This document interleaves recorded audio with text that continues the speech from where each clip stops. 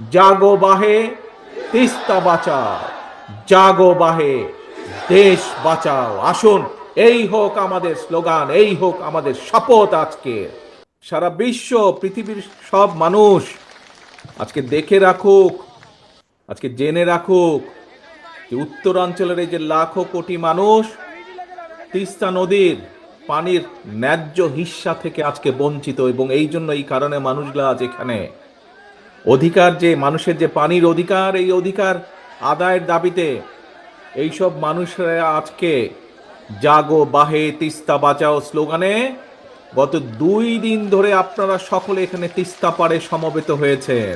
ইনশাল্লাহ জনগণের ভোটে বিএনপি রাষ্ট্র পরিচালনার দায়িত্ব পেলে অবশ্যই আমরা সকলকে সাথে নিয়ে তিস্তার সমস্যার সমাধান করব। তবে তবে এই যে একটু আগে যতগুলো কথা বললাম, যে কিভাবে আমরা কি কি উপায় কি করব তিস্তার পাড়ের মানুষের সমস্যার সমাধানের জন্য, কিভাবে তিস্তা মহাপরিকল্পনা যে বাস্তবায়ন করব বা বাস্তবায়ন করার যে অঙ্গীকার করেছি, এই কাজ যদি আমাদেরকে করতে হয় তবে আপনাদেরকে একটি দায়িত্ব পালন করতে হবে, আপনাদেরকে একটি কাজ করতে হবে। সেজন্য আগামী জাতীয় নির্বাচনে আপনাদেরকে আপনাদের প্রিয় দল বিএনপির পাশে থাকতে হবে। বিএনপির দরকার আপনাদের সমর্থন।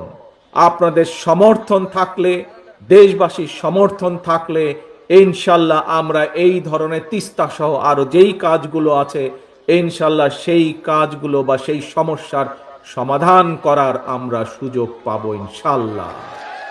প্রিয় ভাই বোনেরা, ইনশাল্লাহ ভবিষ্যতে তিস্তা পাড়ে নয়, দেখা হবে আপনার গ্রামে, আর দেখা হবে আপনার ঘরে। আসুন, এই যে গত 2 দিন ধরে আমরা সকলে মিলে এখানে একত্রিত হয়েছি, এই যে হাজারো লক্ষ মানুষ গত 2 দিন ধরে যে আপনারা এখানে প্রতিবাদ গড়ে তুলেছেন, সারা বিশ্বকে দেখিয়েছেন কিভাবে ন্যায্য অধিকার প্রতিষ্ঠা করার জন্য বাংলাদেশের মানুষ, তিস্তা পাড়ের মানুষ ঐক্যবদ্ধ হতে পারে নিজেদের অধিকার আদায়ের জন্য। আসুন, আজকের এই 2 দিনের এই কর্মসূচিতে আমরা প্রতিজ্ঞা গ্রহণ করি। কি সেই প্রতিজ্ঞা? সেই প্রতিজ্ঞা হলো জাগো বাহে তিস্তা বাঁচাও, জাগো বাহে বাংলাদেশ বাঁচাও। এই হোক আমাদের স্লোগান, জাগো বাহে তিস্তা বাঁচাও, জাগো বাহে দেশ বাঁচাও। আসুন, এই হোক আমাদের স্লোগান, এই হোক আমাদের শপথ আজকে। আল্লাহ হাফেজ। বাংলাদেশ জিন্দাবাদ, বাংলাদেশ জাতীয়তাবাদী দল জিন্দাবাদ। জাগো বাংলা।